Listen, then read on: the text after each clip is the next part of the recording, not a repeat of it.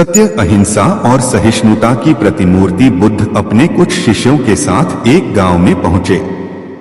कुछ अज्ञानी लोग उनके विरोधी थे। वे बुद्ध को अपशब्द कहने लगे। बुद्ध के शिष्यों को बहुत बुरा लगा, मगर बुद्ध ने उन्हें समझाया कि ये लोग तो केवल अपशब्द ही कह रहे हैं। अगर ये पत्थर भी मार रहे होते तो भी मैं कहता कि मारने दो। मैं जानता हूं कि ये लोग कुछ कहना चाहते हैं, लेकिन मारे क्रोध के कह नहीं पा रहे हैं। 10 साल पहले यदि ये ही लोग गाली देते तो भी मैं इन्हें गाली देता, लेकिन अब तो लेन देन से मुक्ति मिल चुकी है। क्रोध से अपशब्द निकलते हैं। यहां तो क्रोध भवन कब का ढह चुका है। अपशब्द कहने वाले बड़ी मुश्किल में पड़ गए। तभी बुद्ध ने अपने शिष्यों से पूछा कि गांव में कुछ लोग अपशब्द कह रहे हैं, इन्हें बताओ कि पिछले गांव में क्या हुआ था। शिष्यों ने बताया कि वहां के लोग फूल और मिठाइयां लेकर आए थे। बुद्ध ने पूछा कि फिर मैंने क्या किया था। शिष्यों ने बताया कि आपने सारे फूल और मिठाइयां यह कहकर वापस कर दी थी कि अब लेने वाला विदा हो चुका है, इन्हें वापस ले जाओ। आपने कहा था कि 10 साल पहले आते तो मैं सारे उपहार ले लेता। बुद्ध ने पूछा, फिर उन लोगों ने मिठाइयों का क्या किया होगा। शिष्यों ने बताया कि गांवों में बांट दी होंगी। ये लोग अपशब्दों के थाल सजाकर लाए हैं, लेकिन ये गलत आदमी के पास आ गए हैं। ये मुझसे क्रोध नहीं करवा सकते। ठीक खूंटी की तरह जो किसी को नहीं टांगती, उस पर वस्त्र जरूर टांगे जाते हैं। ज्ञान का दीपक। शाम पूरी तरह से ढल चुकी थी।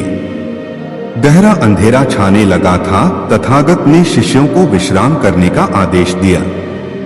सभी शिष्यों ने बुद्ध के आदेश का पालन किया और विश्राम करने के लिए एक उचित स्थान का चयन कर लिया।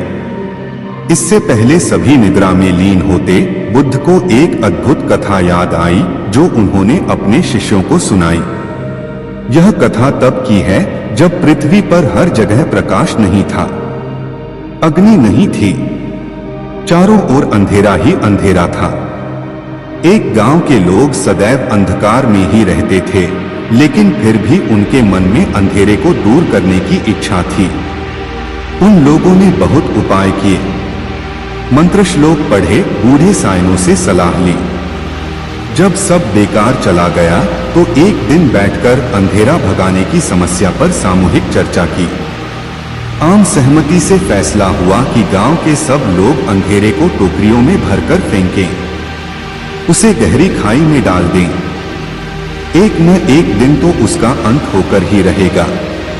यह बात इतनी उचित लगी कि गांव के सारे लोग अंधेरे को टोकरियों में भर भर कर खाई में फेंकने लगे।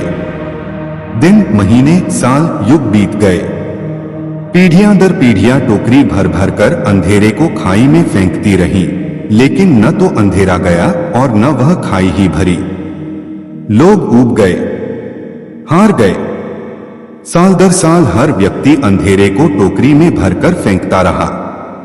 अंधेरे को फेंकना एक प्रथा बन गई। फिर एक नई पीढ़ी आई, उसे यह रिवाज निरर्थक लगा।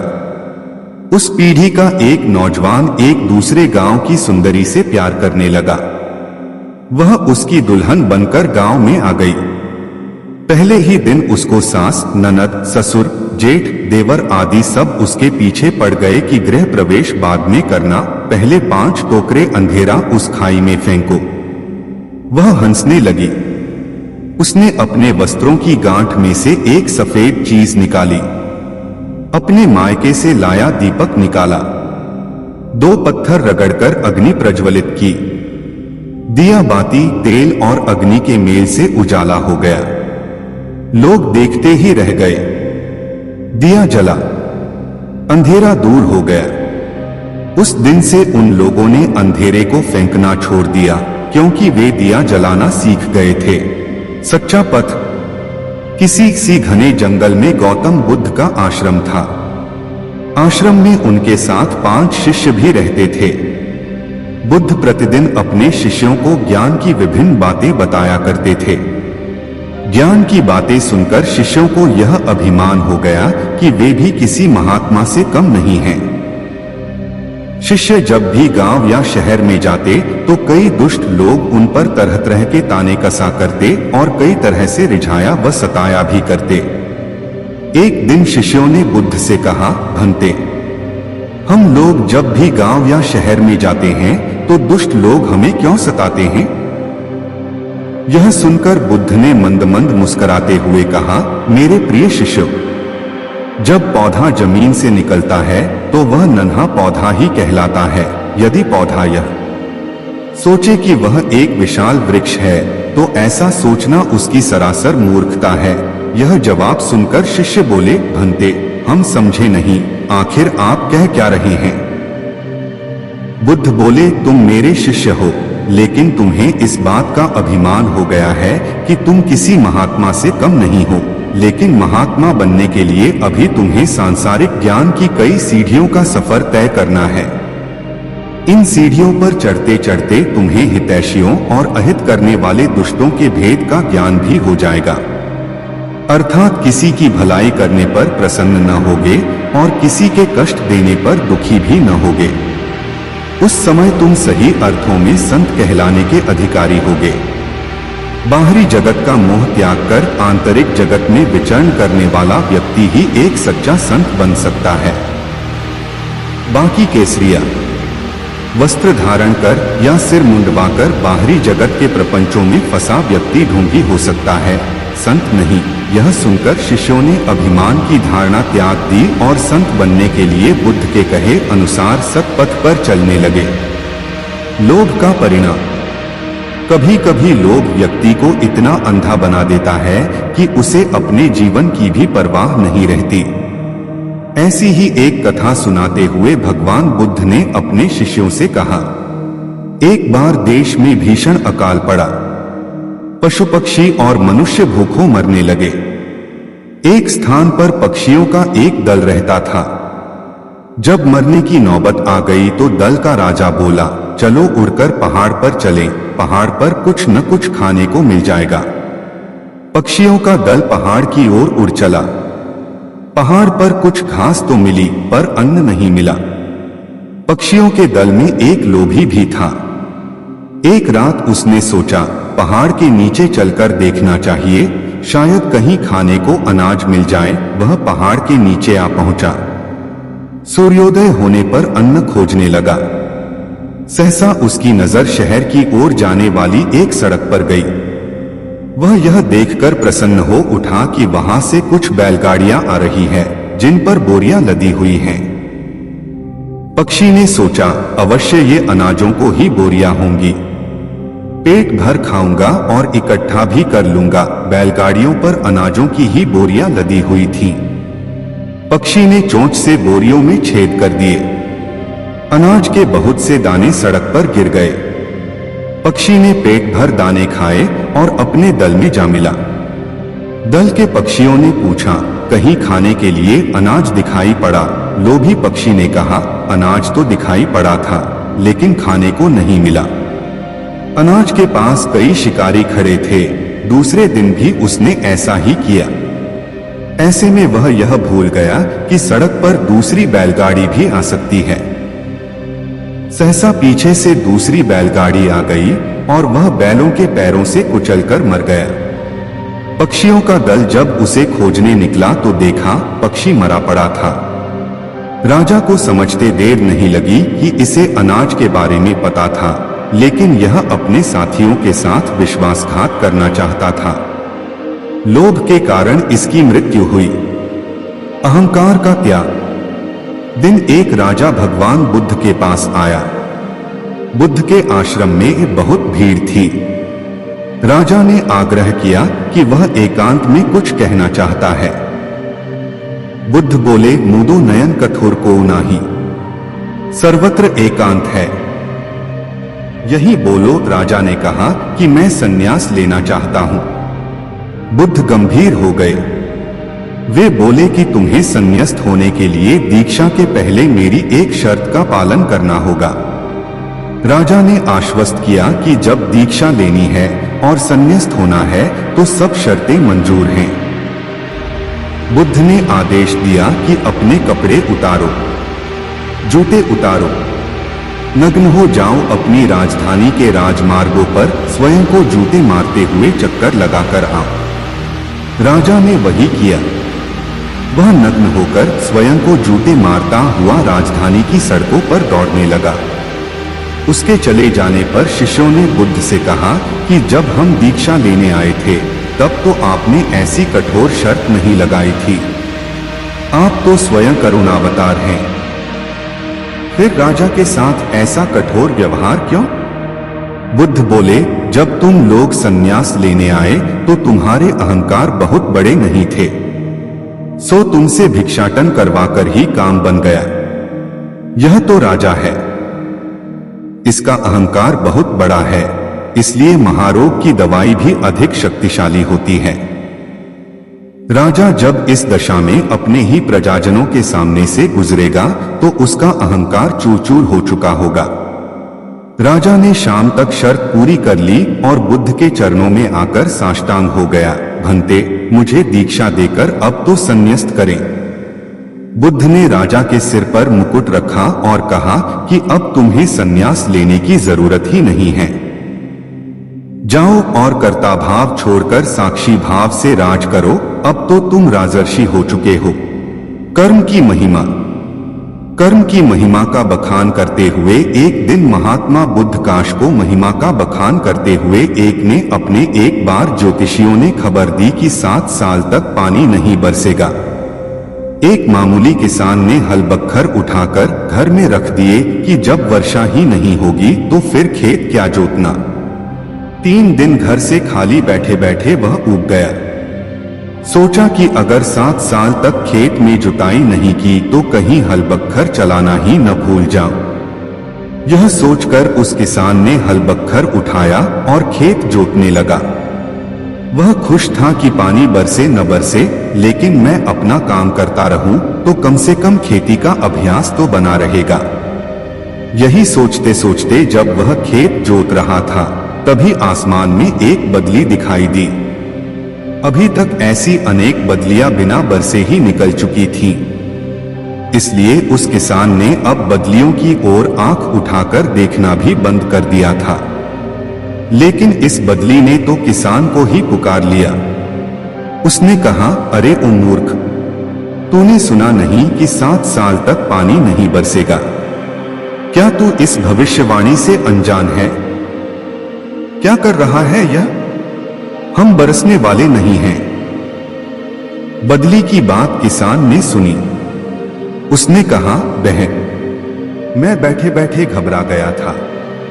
सोचा कि अपना कृषि कर्म करूं। कहीं ऐसा न हो कि मैं खेती करना ही भूल जाऊं। पानी बरसे या न बरसे, हल बख्तर चलाना तो याद रखना है। कहीं भूल न जाऊं। 7 साल में बदली चकित रह गई। किसान क्या कह रहा है? कहीं मैं भी बरसना ही न भूल जाऊं 7 साल में।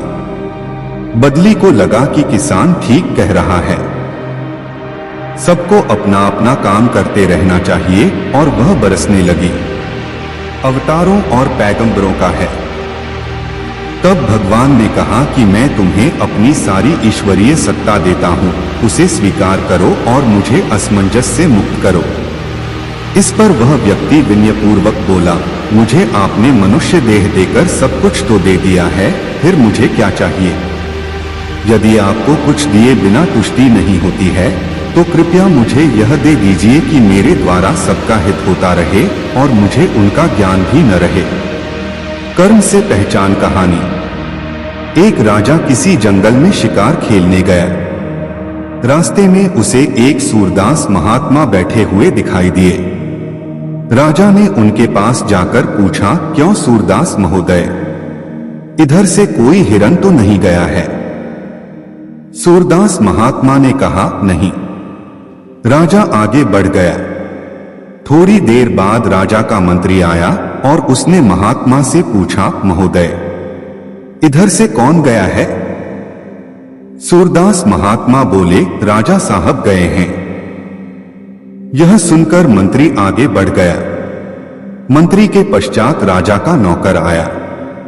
उसने भी पूछा, महात्मा, क्या तुम्हें पता है कि इधर से कौन गया है?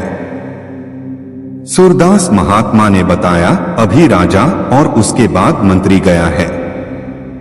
नौकर ने फिर पूछा, आपको यह कैसे पता कि ये राजा और मंत्री थे? सूरदास महात्मा ने बताया, उनकी बोलचाल से।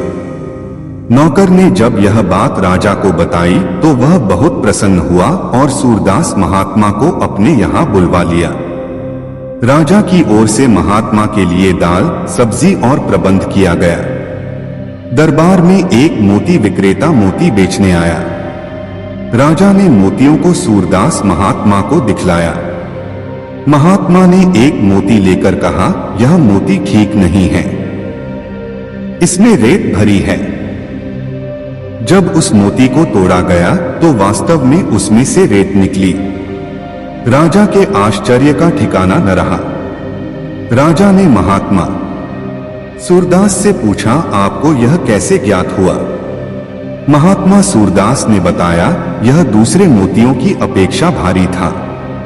इस पर राजा ने प्रसन्न होकर उनके भोजन में घी और बढ़ा दिया। एक बार एक अश्व विक्रेता एक अश्व को बेचने आया। राजा ने उस अश्व को महात्मा सूरदास के आगे खड़ा कर दिया। महात्मा सूरदास ने बताया, इसकी बख्शी चौड़ी है, इसका कारण यह है कि यह अश्व जुड़वा पैदा हुआ होगा। वास्तव में यह बात सही थी। राजा ने अब महात्मा सूरदास के भोजन में मिठाई और बढ़ा दी। एक दिन राजा ने महात्मा सूरदास से पूछा कि आप मुझे यह बताने का कष्ट करें कि मैं क्षत्रिय की संतान हूं या नहीं। महात्मा सूरदास ने बताया, नहीं, तुम एक वैश्य की संतान हो। राजा ने पूछा, वह कैसे? महात्मा सूरदास ने बताया, यदि तुम क्षत्रिय की संतान होते तो मुझे हजारों लाखों रुपया पुरस्कार में देते। तुम वैश्य की संतान हो, तभी तो कभी दूध कभी मिष्ठान देने का तुमने व्यापार किया है। यह सुनकर राजा बड़ा खुश हुआ तथा महात्मा सूरदास की बड़ी सेवा होने लगी। वाणी का प्रभाव। एका दिन भगवान बुद्ध भ्रमण करते हुए अपने शिष्यों के साथ जंगल में गए। एक शिकारी शिकार के लिए वहां गया हुआ था। एक सैनिक भी जंगल में रास्ता भटक गया। तीनों को प्यास लगी। दूर कहीं उन्हें एक झोंपड़ी दिखाई दी। उसमें एक अंधा भिक्षु बैठा था। शिकारी वहां पहुंचा और बोला, ऐ अंधे, मुझे पानी पिला दे, वरना तीर से तेरा जलपात्र फोड़ दूंगा। अंधा बोला, चल भाग यहां से, शिकारी कहीं का नहीं पिलाता पानी। उसी के पीछे सैनिक आया और बोला, अंधे, पानी पिलाकर मेरी प्यास बुझा, चाहे तो घन और वस्त्र ले ले। अंधे व्यक्ति ने चिढ़कर कहा, राजा का सैनिक है, मुझे लोभ दिखाता है, जा, नहीं मिलेगा पानी। तब तक बुद्ध भी वहां पहुंच गए। उन्होंने कहा, सूरदास जी, थोड़ा सा पानी प्रदान करें तो बड़ी कृपा होगी, प्यास से प्राण संकट में आ गए हैं। अंधा बोला, मेरा सौभाग्य है कि आप मेरी कुटिया में पधारे, लीजिए, जल ग्रहण कीजिए। पानी पीकर बुद्ध ने कहा, आप देख नहीं सकते, फिर यह कैसे जान गए कि पहले आया व्यक्ति शिकारी, दूसरा सैनिक तथा तीसरा मैं एक साधु है? अंधा बोला, भंते, वाणी से ही इंसान की पहचान हो जाती है। बुद्ध ने उससे विनती की, आप इन दोनों को भी पानी पिला दीजिए ताकि इनके मन की आंखें भी खुल जाएं। शांति की खोज किसी राजा ने एक युवक की बहादुरी पर खुश होकर उसे राज्य का सबसे बड़ा सम्मान देने की घोषणा की, मगर पता चला कि वह युवक इससे खुश नहीं है। राजा ने उसे बुलवाया और पूछा, युवक, तुम्हें क्या चाहिए? तुम जो भी चाहो मैं तुम्हें देने के लिए तैयार हूं। तुम्हारी बहादुरी और साहस इन पुरस्कारों से बहुत ऊपर है। इस पर उस युवक ने जवाब दिया, महाराज, क्षमा करें, मुझे मान सम्मान, पैसा और पद नहीं चाहिए, मैं तो सिर्फ मन की शांति चाहता हूं। राजा ने सुना तो वह बहुत मुश्किल में पड़ गया। उसने कहा, तुम बड़ी अजीब चीज मांग रहे हो। जो चीज मेरे पास ही नहीं है वह मैं तुम्हें कैसे दे सकता है। फिर कुछ सोचकर राजा बोला, हाँ, मैं एक महापुरुष को जानता हूं, शायद वे तुम्हें मन की शांति दे सकें। राजा स्वयं उस युवक को लेकर महापुरुष के आश्रम में गया। वे महापुरुष कोई और नहीं, स्वयं भगवान बुद्ध थे, जो अद्भुत रूप से शांत और प्रसन्न थे। राजा ने बुद्ध से प्रार्थना की कि वे युवक को मन की शांति प्रदान करें। राजा ने उन्हें यह भी सफाई दी कि युवक ने अपनी असाधारण बहादुरी के लिए यही पुरस्कार मांगा है, मगर मैं खुद ही शांत नहीं हूं, फिर भला उसे कैसे शांति दे सकता हूं? इसलिए इसे आपके पास लेकर आया हूं। इस पर बुद्ध बोले, राजन, शांति ऐसी संपदा नहीं है जिसे कोई ले या दे सके, उसे तो स्वयं ही पाना होता है। उसे न तो कोई दूसरा दे सकता है और न वह दूसरों से छीनी जा सकती है। शांति तो स्वयं ही पाई जा सकती है, उसे कोई और नहीं दे सकता। सत्य से दूर बार महात्मा बुद्ध ने अपने एक शिष्य पर प्रसन्न होकर उसे पारस में देने का वचन दिया। नियत स्थान पर बुलाकर बुद्ध ने शिष्य को उस स्थान पर खुदाई करने को कहा। खोदने पर वहां एक लोहे की डिब्बी मिली। बुद्ध ने शिष्य को बताया कि इसी में वह पारसमणि है जो किसी भी धातु से छूने पर उसे सोने में बदल देगी। शिष्य ने काफी अध्ययन किया था। उसने सोचा कि यदि डिब्बी में पारस पत्थर होता तो कम से कम यह लोहे की डिब्बी तो सोने की बन ही गई होती। इसलिए बुद्ध के विदा होते ही उसने वह डिब्बी बेकार जानकर फेंक दी। जमीन पर गिरने से डिब्बी खुल गई और उसमें रखा हुआ पत्थर छिटककर कहीं खो गया। लेकिन छिटकते समय उसका स्पर्श डिब्बी की बाहरी सतह से हो गया, सो डिब्बी सोने की हो गई। आश्चर्य से जब शिष्य ने निकट जाकर देखा तो उसे मालूम हुआ कि डिब्बी के अंदर पारसमणि को रखने के लिए कपड़े का अस्तर लगाया गया था, इसलिए उसका सीधा स्पर्श डिब्बी से नहीं हो पाया था और वह सोने की नहीं बन पाई थी। शिष्य को बहुत पछतावा हुआ। हम सब ज्ञान को, सत्य को पाने का साधन समझते हैं, लेकिन कई बार अपने तर्क ज्ञान के कारण ही हम सत्य से दूर हो जाते हैं। शिष्य अपने अधिक ज्ञान के कारण ही सत्य, पारसमणि से वंचित रह गया।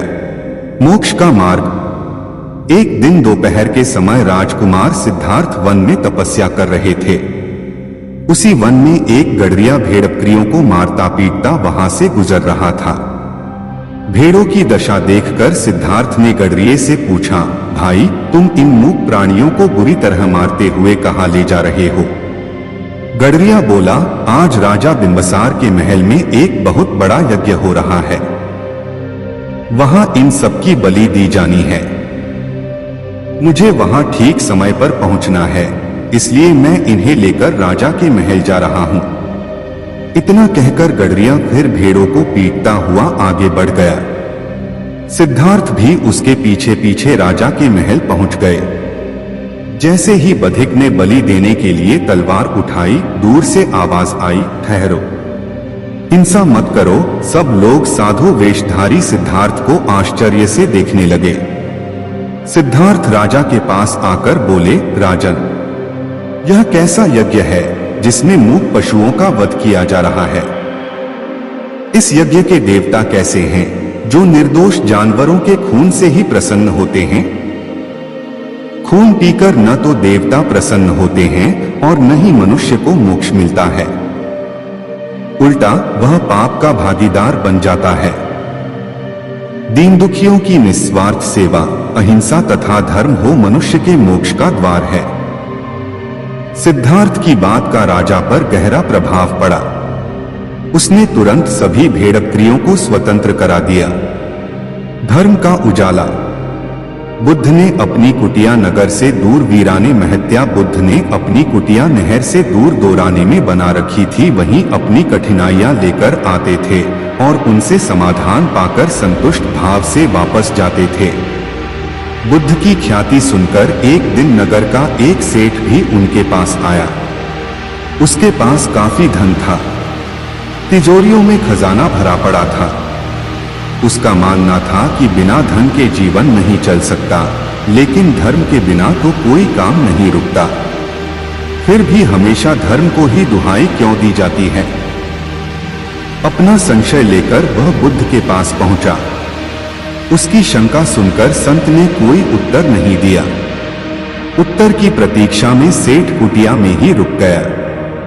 रात हुई, दीपक जलाया गया। धीरे धीरे रात गहराने लगी। सेठ ने पूछा, तथागत, दीपक क्यों जल रहा है? मुझे उजाले में नींद नहीं आ रही है। यह और कब तक जलेगा? बुद्ध ने कहा, जब तक अंधेरा रहेगा। सेठ बुद्ध का मुंह देखने लगा। तब बुद्ध ने समझाया, इस दीपक को तरह धर्म की भी इसलिए जरूरत है क्योंकि जगत में अधर्म है। जब तक अधर्म रहेगा तब तक धर्म की जरूरत बनी रहेगी। सेठ को अपने प्रश्न का उत्तर मिल गया था और वह संशय मुक्त होकर अपने घर लौट गया। सत्य से दूर। एक बार महात्मा बुद्ध ने अपने एक शिष्य पर बुद्ध का चमत्कार। किसी नगर में एक दुकानदार था। उसकी कपड़े की दुकान थी। वह बड़ा ही ईमानदार था और अपने ग्राहकों के साथ उसका व्यवहार बड़ा अच्छा रहता था, इसलिए उसकी दुकान खूब चलती थी। अचानक दुकानदार के सामने एक कठिनाई आ गई। उसका छोटा लड़का उसके साथ दुकान पर बैठता था। जाने कहां से उसको आदत पड़ गई कि दुकान पर जो भी खरीदार आता वह उसकी टोपी या पगड़ी उतारकर फेंक देता। दुकानदार ने उसे बहुत समझाया, डराया, धमकाया, मारा पीटा, लेकिन उसने अपनी आदत न छोड़ी। धीरे धीरे लोगों ने उसकी दुकान पर आना कम कर दिया। दुकानदार बहुत ही परेशान हो गया। अब वह क्या करे? लड़के की मां नहीं थी, इसलिए घर पर अकेले उसे छोड़ भी नहीं सकता था। संयोग से एक दिन उसकी दुकान के सामने से भगवान बुद्ध निकले। उसने अपनी परेशानी उन्हें बताई। तथागत, आप जैसे भी बने इस लड़के को ठीक कर दीजिए, मैं आपका बड़ा एहसान मानूंगा। बुद्ध ने सारी बात सुनकर कहा, मैं तुम्हारे लड़के को ठीक तो कर दूंगा, लेकिन एक शर्त है। दुकानदार ने पूछा, क्या? वे बोले, मैं या तुम्हारा बालक जो करे तुम उसमें रोक टोक नहीं करोगे। दुकानदार राजी हो गया। अगले दिन बुद्ध अपने सिर पर एक साफा बांधकर उसकी दुकान पर आए। लड़का तो ताक में था ही। जैसे ही बुद्ध बैठे कि वह उठा और उनका साफा उतारकर सड़क पर फेंक दिया। बुद्ध ने हंसकर कहा, शाबाश बेटे। उन्होंने उसे पुचकारा और कहा, जरा दौड़कर साफे को उठा तो लाना। लड़के ने छलांग लगाई और साफा उठाकर ले आया। बुद्ध ने कहा, मेरे सिर पर इसे बांध दो। लड़के ने उसे उल्टा सीधा करके सिर पर लपेट दिया। दूसरे दिन बुद्ध फिर उसकी दुकान पर आए। उनके सिर पर साफा था, पर वे दुकान के सामने एक लकड़ी और छोटी कुल्हाड़ी डाल आए थे। दुकान पर आते ही उन्होंने लड़के को अपने पास बुलाया और कहा, बेटा, उस कुल्हाड़ी को उठाकर जरा लकड़ी के टुकड़े कर देना। दुकानदार ने सुना तो वह बड़ा घबराया। कहने को हुआ कि महाराज, आप यह क्या करवा रहे हो? लड़का अपना पैर काट लेगा, पर वह कुछ न बोलने का वचन जो दे चुका था। लड़के ने कूदकर कुल्हाड़ी उठा ली और लकड़ी को काटने लगा। वह थोड़ी ही देर में थककर लौट आया और बुद्ध के पास बैठ गया। बुद्ध ने 7 दिन तक उससे कुछ न कुछ कराया। उसके बाद बच्चे की साफा उतारने की आदत एकदम छूट गई। दुकानदार चकित रह गया। उसने बुद्ध से कहा, तथागत, आपने यह क्या चमत्कार कर दिया? बुद्ध बोले, हम लोग दिन भर में बच्चे से 20 बार कहते हैं, यह मत कर, वह मत कर, लेकिन एक बार भी यह नहीं कहते कि यह कर। बालक कुछ करना चाहता है। तुमने देखा, जब जब मैंने तुम्हारे लड़के को कुछ करने को कहा, उसने कितने आनंद से उस काम को किया। दुकानदार ने भगवान बुद्ध के चरणों में गिरकर अपनी भूल स्वीकार कर ली। उस दिन से उसका बिगड़ा बालक सुधर गया। उपकार। भगवान बुद्ध अक्सर अपने प्रिय शिष्यों को उपदेश देते समय कोई न कथा अवश्य सुनाते ताकि उनके उपदेश सरलता से समझ सकें। ऐसी ही एक कथा भगवान बुद्ध ने अपने शिष्यों को सुनाते हुए कहा। एक स्त्री थी, उसकी आंखें चली गई। पहले एक गई, फिर दूसरी। वह बहुत परेशान रहने लगी। पति अपनी अंधी पत्नी का बोझ कब तक उठाता। वह उससे अलग रहने लगा। उसकी छोटी लड़की ने भी उससे मुंह मोड़ लिया। स्त्री हर काम के लिए पराश्रित थी, पर उसे कौन सहारा देता।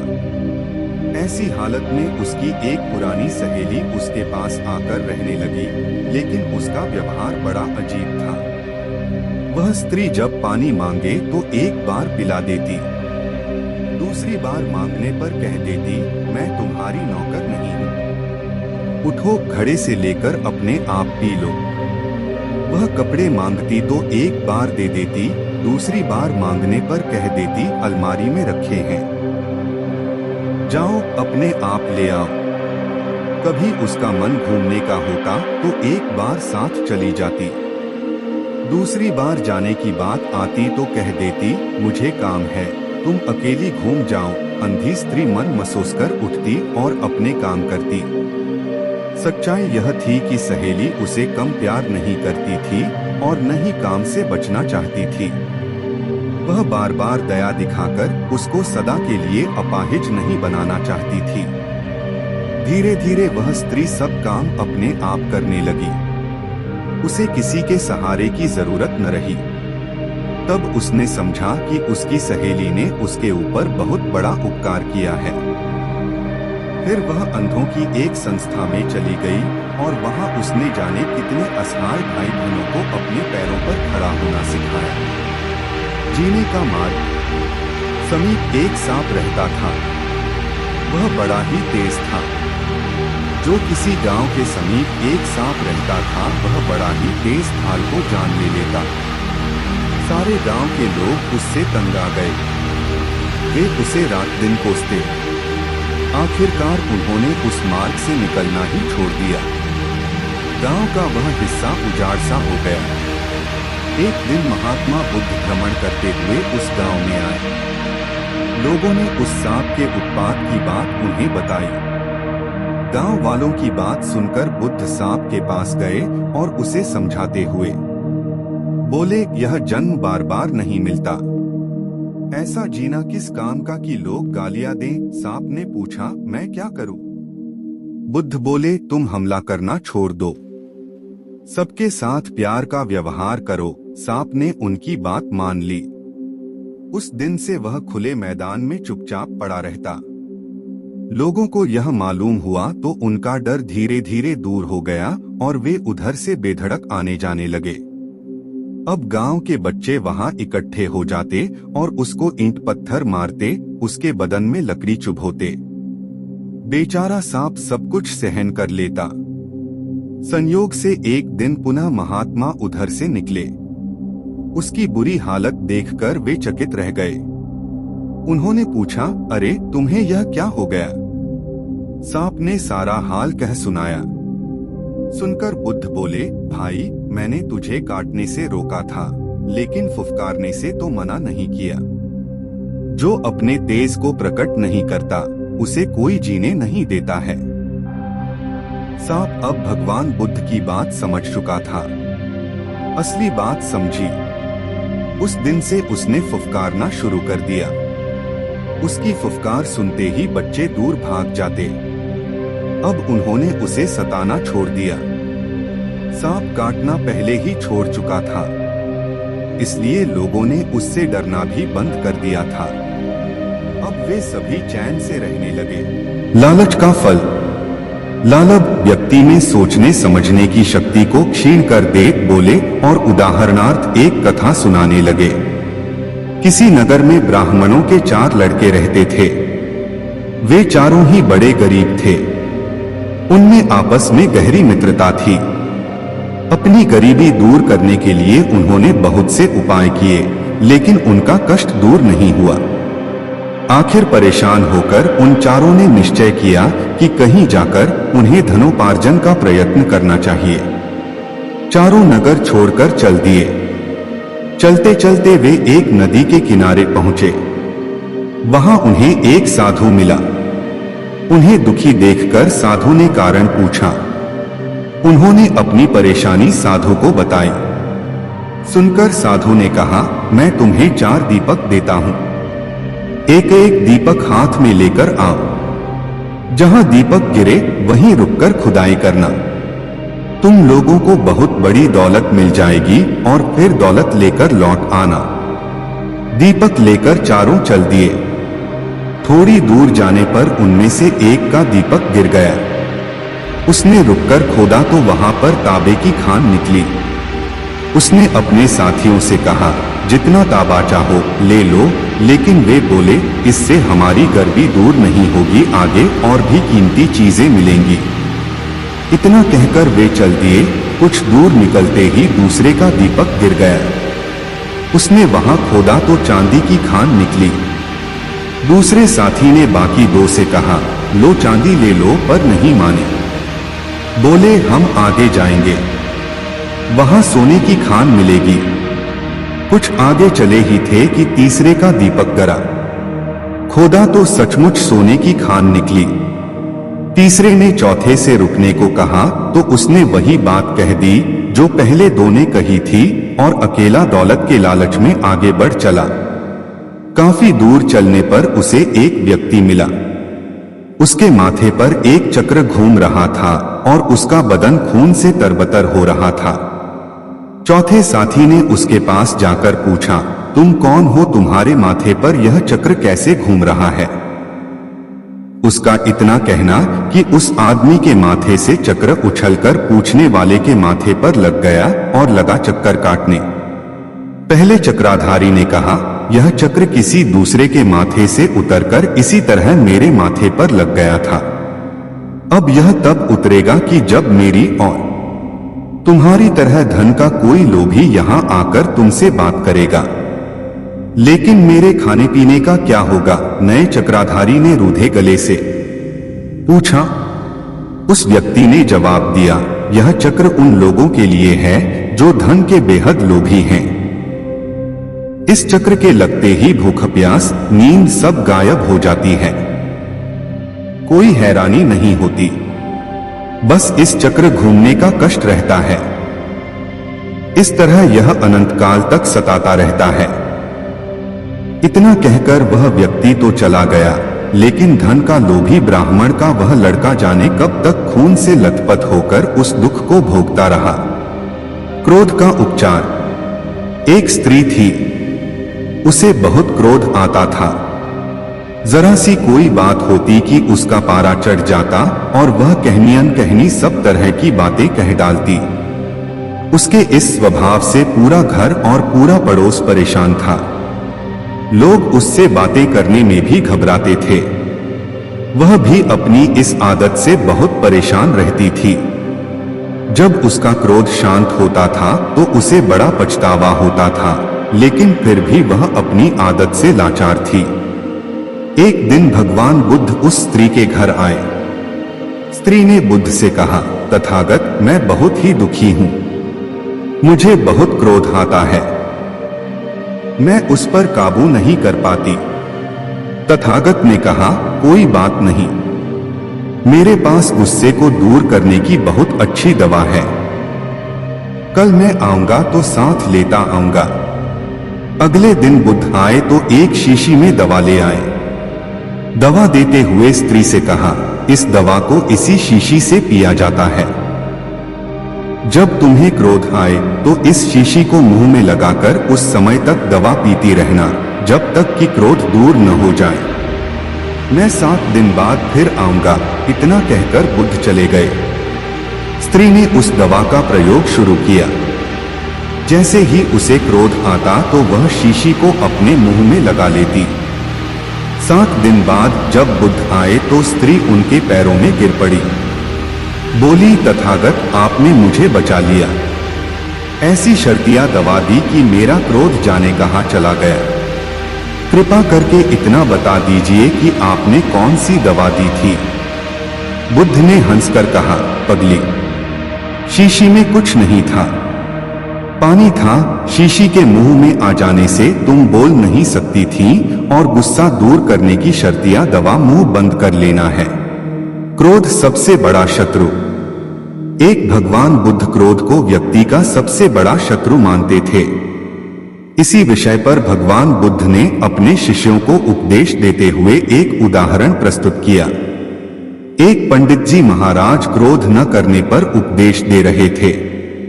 कह रहे थे, क्रोध आदमी का सबसे बड़ा दुश्मन है, उससे आदमी की बुद्धि नष्ट हो जाती है।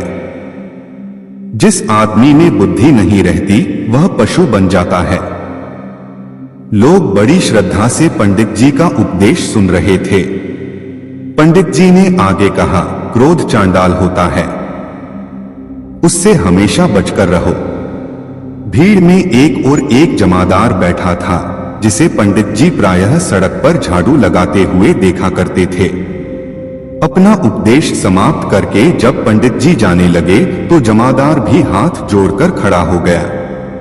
लोगों की भक्ति भावना से फूले हुए पंडित भीड़ के बीच में से आगे बढ़ रहे थे। इतने में पीछे से भीड़ का रेला आया और पंडित जी गिरते गिरते बचे। इस धक्के में वे गए। फिर क्या था, उनका पारा चढ़ गया। बोले, दुष्ट, तू ये 69/167 मरा। मैं भोजन करने जा रहा था, तूने छूकर मुझे गंदा कर दिया, अब मुझ स्नान करना पड़ेगा। उन्होंने जमादार को जी भरकर गालियां दी।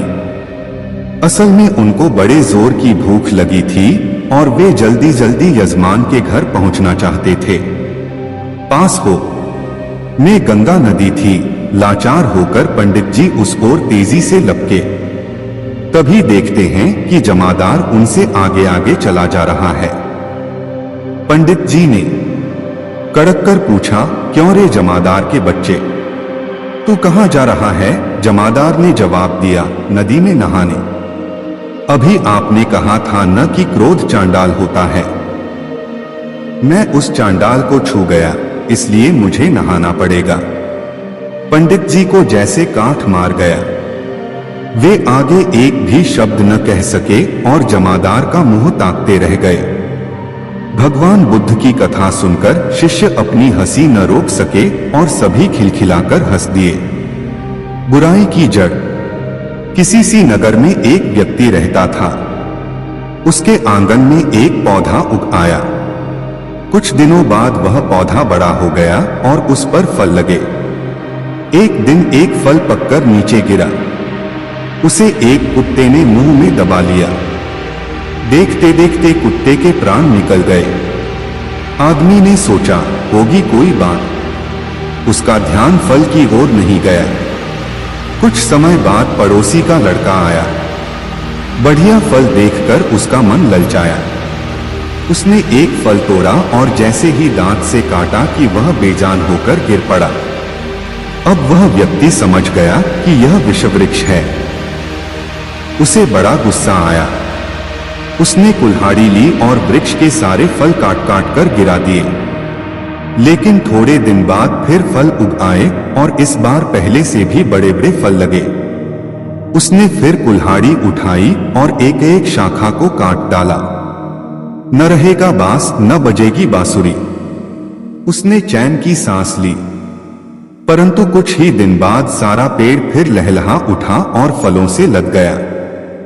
आदमी ने सिर पकड़ लिया। अब वह क्या करे? वह व्यक्ति बुद्ध की शरण में गया और सारा हाल कह सुनाया। सारा हाल सुनकर बुद्ध ने कहा, तुम बड़े भोले हो। तुमने फल तोड़े, शाखाएं काटी, पर यह नहीं सोचा कि जब तक जड़ रहेगी, पेड़ रहेगा, तब तक फल आते रहेंगे।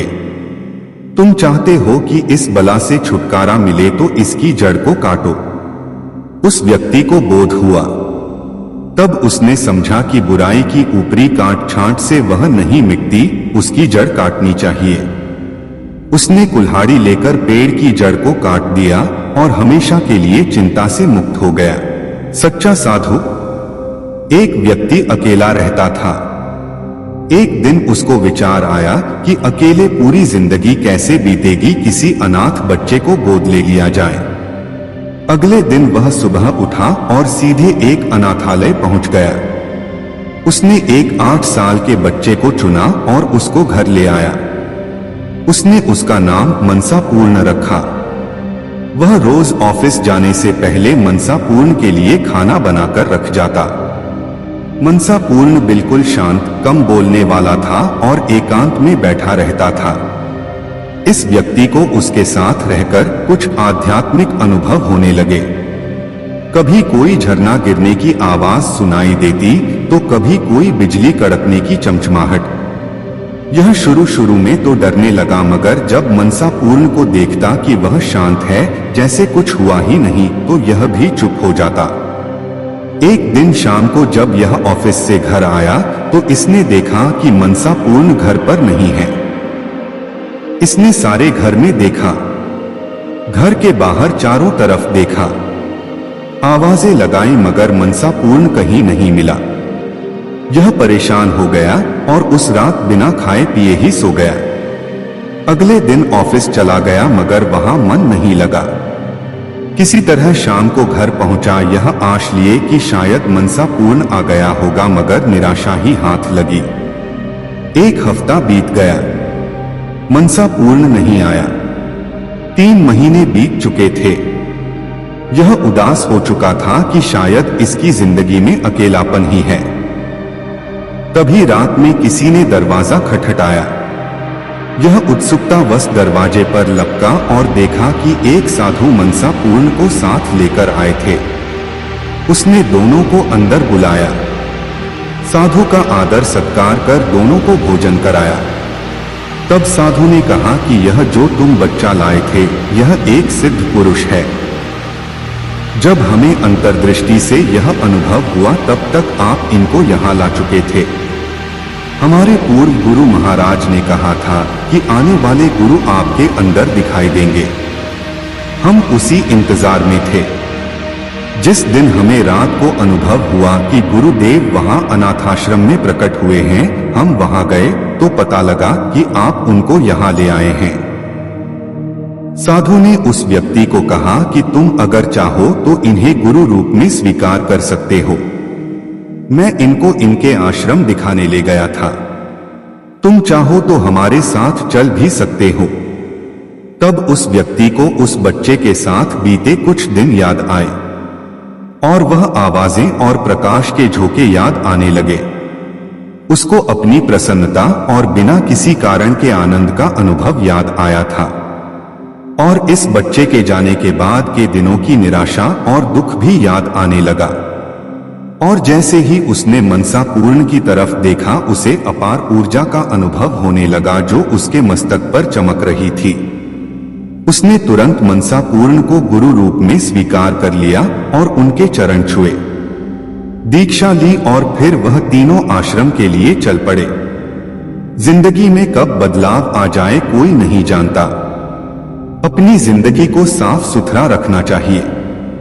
किसी भी समय आपके ऊपर किसी बुद्ध पुरुष की कृपा हो सकती है और पूरा जीवन बदल जाता है। सच्चा साधु। एक दिन एक शिष्य भगवान बुद्ध के पास गया। प्रणाम निवेदन करके बोला, भंते, मैं देश में घूमना चाहता हूं, आपके आशीर्वाद का अभिलाषी। बुद्ध ने कहा, देश में अच्छे व बुरे दोनों प्रकार के लोग हैं। बुरे लोग तुम्हारी निंदा करेंगे और गालियां देंगे, तुम्हें कैसा लगेगा? शिष्य ने उत्तर दिया, मैं समझेगा कि वे बड़े भले हैं क्योंकि उन्होंने मुझ पर धूल नहीं फेंको। बुद्ध ने कहा, यदि कुछ लोगों ने धूल भी फेंक दी और थप्पड़ भी मार दिया तो? शिष्य ने कहा, मैं उन्हें भी भला ही मानूंगा क्योंकि उन्होंने थप्पड़ ही तो मारा, डंडा तो नहीं मारा। यदि कोई डंडा मार दे तो भी मैं उसे बुरा नहीं मानूंगा क्योंकि उसने हथियार से तो नहीं मारा, शिष्य ने जवाब दिया। बुद्ध ने आगे कहा, देश में डाकू मिल सकते हैं, हो सकता है जो हथियारों से तुम्हारी खबर लें, तो क्या हुआ? शिष्य ने कहा, मैं उन्हें दयालु ही समझूंगा क्योंकि उन्होंने मुझे जीवित छोड़ दिया। बुद्ध ने कहा, वे तुम्हें मार भी तो सकते हैं। शिष्य बोला, इसके लिए मैं उनका एहसान मानूंगा। यह संसार दुख स्वरूप है। बहुत दिन जीने से दुख ही दुख देखना पड़ता है, पर आत्महत्या करना महापाप है। यदि कोई दूसरा मार दे तो उसका उपकार ही होगा। शिष्य के उत्तर सुनकर भगवान बुद्ध को बड़ा हर्ष हुआ। उन्होंने कहा, सच्चा साधु वही है जो किसी भी अवस्था में किसी को बुरा नहीं मानता, जो दूसरों की बुराई नहीं देखता, दूसरों को अच्छा ही समझता है, वही परिव्राजक होने के योग्य है। तुम जाओ और देश में खूब घूमो, पसीने की कमाई।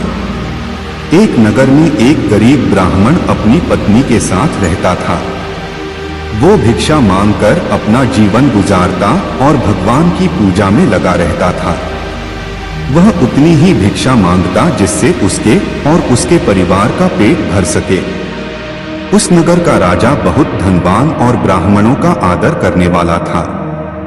राजा किसी भी ब्राह्मण को अपने महल से खाली हाथ नहीं जाने देता था। दूर दूर से ब्राह्मण राजा के पास आते और मुंहमांगा दान लेकर आशीर्वाद देते हुए चले जाते। एक दिन ब्राह्मण की पत्नी ने ब्राह्मण से कहा कि दूर दूर के ब्राह्मण राजा से मनचाहा दान लेकर चले जाते हैं और तुम यहाँ के यहाँ एक दिन भी राजा के पास नहीं गए। जन्म भर कंगाली कहाँ तक झेलूं? आज तुम जाओ और राजा से कुछ मांग कर लाओ। ब्राह्मण ने अपनी पत्नी को समझाते हुए कहा, तू तो बाबरी है, हमें धन की क्या जरूरत? हमें इतना तो मिल ही जाता है जिससे हम अपना पेट भर सकें, और राजा का धन अच्छा नहीं होता, वो हमें नहीं लेना चाहिए।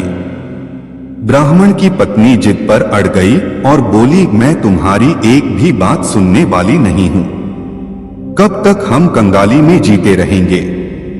तुम तो रोज माला लेकर बैठ जाते हो। अपने बच्चों को क्या खिलाएं और क्या पहनाएं?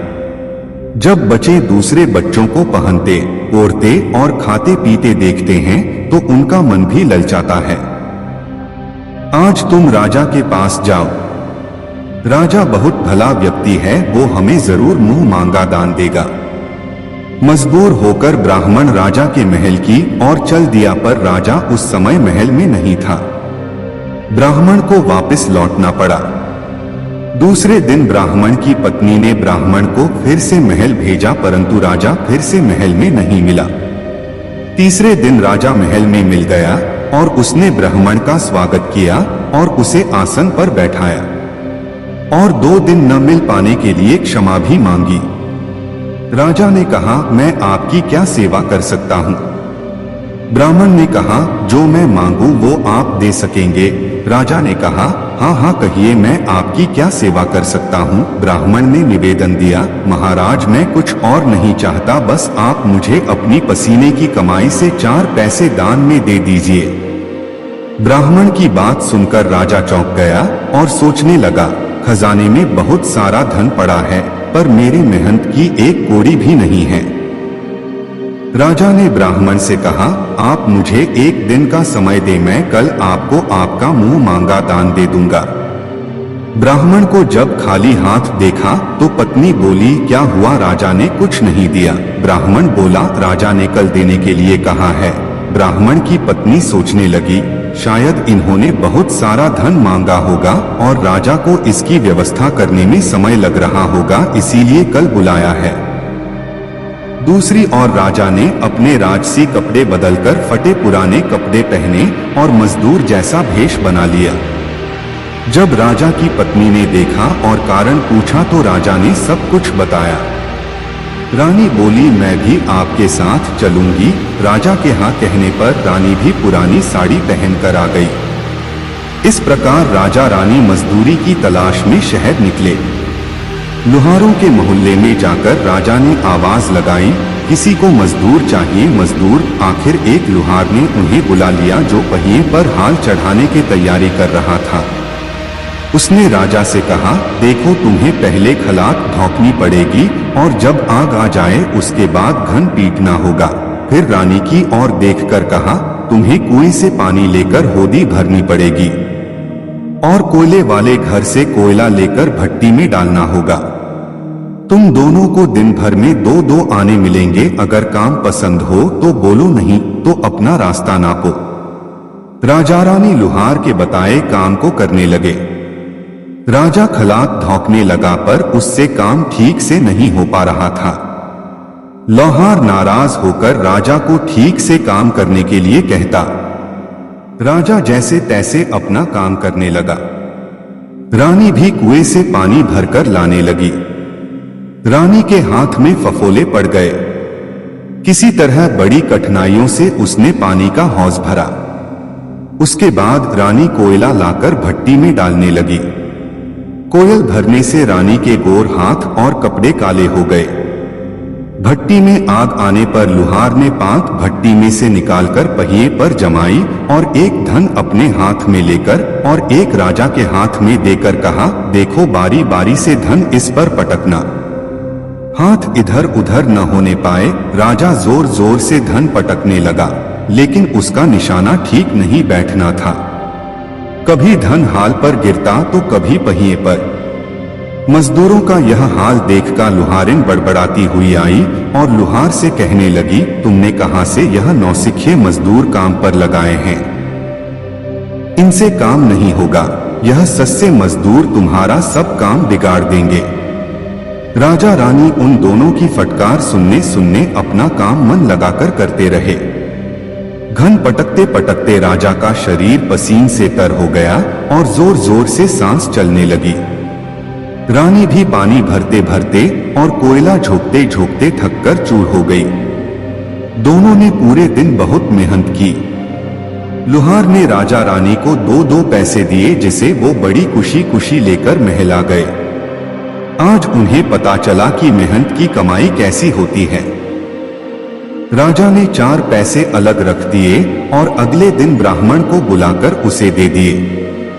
ब्राह्मण राजा को आशीर्वाद देकर घर लौटा और ब्राह्मणी से कहा, लो मैं राजा के यहाँ से दक्षिणा ले आया हूँ। ब्राह्मणी खुश होकर दौड़ती हुई आई, पर जब उसने 4 पैसे देखे तो वो ठिठक कर रह गई और उन्हें दूर फेंक किया। वो जल भुनकर ब्राह्मण से बोली, तुम जैसे दरिद्र से राजा के यहाँ जाकर भी कुछ न मांगा गया। शर्म भी नहीं आती, कहकर रूठ कर चली गई और बहुत देर तक बड़बड़ करती रही। ब्राह्मण ने उन 4 पैसों का उठाकर तुलसी घर के पास रख दिए और सोचा जब ब्राह्मणी शांत हो जाएगी तो जरूरत पड़ने पर उठा लेगी। परंतु कई दिनों तक पैसे वही रखे रहे और फूल बेलपत्र ऊपर से गिरकर मिट्टी में दब गए। ब्राह्मण और ब्राह्मणी दोनों ही उन सिक्कों के बारे में भूल गए। कुछ दिनों बाद तुलसी घर में 4 पौधे उगे।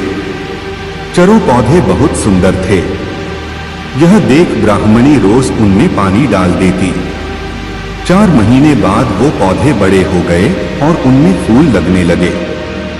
फूल सूखने पर इनसे मोती झड़ने लगे। ब्राह्मण और ब्राह्मणी ने कभी मोती नहीं देखे थे। वो समझे कि कोई बीज है। हर रोज कई फूल झड़ते और बहुत मोती पूरे तुलसी घर में बिखर जाते। ब्राह्मणी उन मोतियों को समेट कर घर के एक कोने में डाल देती। इस तरह वहां मोतियों का ढेर लग गया। एक दिन एक सब्जी वाली आई। ब्राह्मणी को सब्जी लेनी थी, पर उसके पास पैसे नहीं थे। उसने सब्जी वाली से कहा, क्या तुम इन चमकदार बीजों के बदले सब्जी दे सकती हो? सब्जी वाली ने देखा तो वो पहचान गई कि ये तो मोती हैं। उसने खुशी खुशी ब्राह्मणी को उन मोतियों के बदले उसकी मनपसंद सब्जी दे दी। अब से हर रोज ऐसा होने लगा। ब्राह्मणी और सब्जी वाली दोनों खुश थे। सब्जी वाली यह सोचकर खुश थी कि मुझे 1 पैसे की तरकारी के बदले हजारों का माल मिलता है, और ब्राह्मणी यह सोचकर खुश थी कि इस बीजों के बदले सब्जी मिल जाती है। इस प्रकार कई महीने बीत गए। उधर राजमहल में कई राजहंस थे जो मोती चुगते थे। राजा का यह नियम था, जब राजहंस मोती चुग लेते थे उसके बाद ही राजा और उसका परिवार भोजन करता था। एक समय बाद राजा का सारा धन उन मोतियों और दान देने में खर्च हो गया। अब राजा को मोती खरीदने के पैसे तक नहीं बचे। यह खबर पूरे नगर में फैल गई। पसीने की कमाई। एक दिन बुद्ध भ्रमण करते हुए एक गांव में जा पहुंचे। उनका नाम सुनकर एक सेठ उनके पास आया। महात्मा बुद्ध के लिए तरह तरह के स्वादिष्ट भोजन का थाल लाया था। बुद्ध ने थाल की ओर देखा और खाना खाने से इनकार कर दिया। इतने में एक लुहार वहां आया। वह जौ की 2 रूखी रोटियां लाया था। बुद्ध ने वे रोटियां ले ली और बड़े आनंद के साथ खाने लगे। सेठ ने आश्चर्य से बुद्ध की ओर देखा। उसे बड़ा बुरा लगा। कहां वह, कहां लुहार, कहां उसका लाया भोजन और कहां लुहार की 2 मोटी मोटी रोटियां। जब बुद्ध भोजन कर रहे थे तो सेठ से न रहा गया। उसने कहा, महाराज, यह कहां का न्याय है कि मैं पहले खाना लाया और इतना बढ़िया लाया, पर आपने उसे लेने से इनकार कर दिया और इस लुहार की रूखी रोटियों को प्रेम से खा रहे हैं। बुद्ध थोड़ा रुके, फिर बोले, इस लुहार की कमाई अपनी मेहनत की कमाई है, पवित्र कमाई है, जबकि तेरी कमाई तेरे पसीने की नहीं है, उसे पवित्र नहीं कहा जा सकता। सेठ ने कहा, नहीं जी, ऐसा नहीं है। बुद्ध ने कहा, तो स्वयं ही देख लो। इतना सुनकर बुद्ध ने लुहार की लाई रोटी को एक हाथ में और सेठ के मालपुए को दूसरे हाथ के बीच रखकर निचोड़ा तो लुहार द्वारा लाई गई रोटी को निचोड़ने पर दूध की धार निकली और सेठ द्वारा लाए गए मालपुए को निचोड़ने पर रक्त निकला। सेठ को काटो तो खून नहीं। वह लज्जा से सिर झुकाकर अपना थाल लेकर चला गया। इसलिए कहा जाता है कि मेहनत की रोटी भी हराम के कई पकवानों से अच्छी होती है। एक एक पल एक एक युग के समान हो गया। वह चाहता था कि कैसे भी शाम हो जाए। शाम हुई और रात भी हो गई, लेकिन उसकी इच्छा पूरी नहीं हुई। मोहरें मिलना तो दूर, हाथ में आई मोहर भी चली गई। वह सिर धुनने लगा। तभी आकाशवाणी हुई, सेठ याद रख, त्याग फलता है, लोभ छलता है। कथा सुनकर शिष्य त्याग और लोभ का मर्म जान गए। मेहनती किसान। बहुत समय पहले की बात है। रामपुरी नगरी में एक गरीब किसान रमेश और अपनी पत्नी सुनीता के साथ रहता था। उसकी फसल पूरे गांव में सबसे अच्छी होती थी। वह फसल उगाने के साथ साथ सब्जियां भी बेचा करता था। दिन भर खेत में काम करता और शाम को सब्जियां बेचता। एक दिन वह सुबह सुबह उठता है और अपने पत्नी से कहता है, सुनीता, मैं खेत में काम करने जा रहा हूं, तुम मेरे लिए खाना लाना। उसकी पत्नी कहती है, ठीक है। वह अपने खेत में काम करने के लिए चला जाता है। खेत में काम कर ही रहा था, तभी उसे 2 आदमी अपनी मेड़ पर आते हुए दिखाई देते हैं। वह उस गांव के जमींदार थे। रमेश के पास आकर जमींदार जी बोलते हैं, मैंने सुना है कि तुम पूरे गांव में सबसे अच्छी फसल उगाते हो, क्या तुम अपनी फसल मुझे बेचोगे? मैं तुम्हारी फसल को अच्छे दामों पर लूंगा। किसान रमेश बोलता है, क्यों नहीं मालिक, यह तो मेरी खुशी की बात है जो मैं अपना अनाज आपको अच्छे दाम पर बेचूं। जमींदार जी बोलते हैं, ठीक है, फसल पक जाने पर हमारे कुछ आदमी आकर तुम्हारे फसल को काटकर तुम्हारे घर पहुंचा देंगे। रमेश कहता है, ठीक है मालिक। कुछ देर बीते ही थे कि उसकी पत्नी रमेश के पास खाना लेकर आती है। रमेश खुशी से बोलता है, अभी थोड़ी देर पहले जमींदार साहब आए थे, उनको हमारी फसल चाहिए, वह हमें अपनी फसल की अच्छी कीमत देंगे। यह सुनकर सुनीता बहुत खुश होती हैं। दोनों साथ काम कर घर चले जाते हैं। रमेश अपने खेत में कड़ी मेहनत कर अच्छी फसल उगाता है। उसकी फसल सोने जैसे चमक रही थी। यह देखकर वह बहुत खुश होता है, क्योंकि इस बार उसे फसल की अच्छे दाम मिलेंगे। फसल पककर तैयार हो जाती है। रमेश हसिया लेकर अपने खेत में जा पहुंचता है फसल काटने के लिए। तभी वहां कुछ जमींदार के आदमी आते हैं। वह भी फसल कटाई करने में उसकी मदद करते हैं। कुछ समय बाद फसल की कटाई कर अनाज निकल जाता है और अनाज की बोरी बनाकर रमेश के घर पहुंचा दिया जाता है। जमींदार के आदमी रमेश से कहता है, मालिक के आदमी आएंगे, कल वो तुम्हारी अनाज को ले जाएंगे। रमेश और सुनीता रात का भोजन करके सो जाते हैं। उनके घर में उसी रात चोर आकर उनके सारे अनाज को चुरा ले जाते हैं। जब सुबह उन दोनों को चोरी का पता लगता है, वह दोनों बहुत उदास हो जाते हैं। वह यह सोचता है कि जब जमींदार का आदमी आएगा तो मैं उसे क्या जवाब दूंगा। थोड़ी देर बाद जमींदार का आदमी आता है और रमेश से कहता है, लाओ रमेश अपना फसल दो। रमेश उदास मन से कहता है, मेरी अनाज चोरी हो गई। क्या तुम्हारी अनाज चोरी हो गई? तुम शीघ्र ही मलिक के पास चलो। रमेश कहता है, ठीक है। वह दोनों जमींदार के पास जाते हैं। जमींदार साहब, मेरी अनाज किसी ने रात को चोरी कर ली। जमींदार बोलता है, तुम अधिक पैसों के लालच में अपनी अनाज किसी और को तो नहीं बेच दी?